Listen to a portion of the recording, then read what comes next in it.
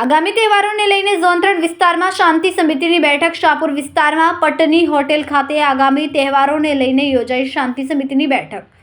Lalgate police દ્વારા શાંતિ સમિતિની બેઠકનું આયોજન કરવામાં આવ્યું છે. શાંતિ સમિતિની બેઠકમાં હિન્દુ મુસ્લિમ સહિત તમામ ધર્મના અગ્રણીઓ હાજર રહ્યા.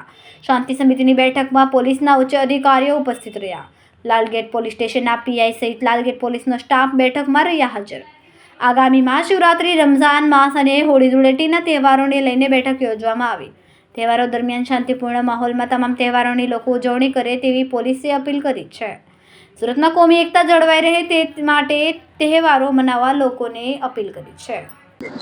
आज लालगेट पुलिस स्टेशन विस्तार में शांति समिति की मीटिंग की गई, जिसमें कि अलग अलग समाज से जितने भी आगेवान हैं उनको बुलाया गया और जो आने वाले दिनों में त्योहार हैं जैसे कि महाशिवरात्रि, रमजान, होली, रामनवमी, उसके तहत जो भी सूचना है पुलिस की तरफ से उन आगेवानों को दी गई और जितने भी लोग यहाँ उपस्थित थे उनकी क्या क्या समस्या है उनको सुना गया और पुलिस की क्या अपेक्षा है लोकल लोगों से और लोकल लोगों की क्या अपेक्षा है पुलिस से, उस पर पूरे डिटेल में चर्चा हुआ और यही मैसेज दिया गया कि जितना भी इस एरिया का माहौल है, शांति है, वो बनाए रखें और किसी भी तरह का कोई भी शंकास्पद गतिविधि हो तो लोकल पुलिस चौकी या अधिकारी को जल्द से जल्द बताएं और लोकल पुलिस इंश्योर करेगी 100% कि आने वाले दिनों में जितने भी त्योहार आ रहे हैं वे शांतिपूर्वक पूरे हो सके।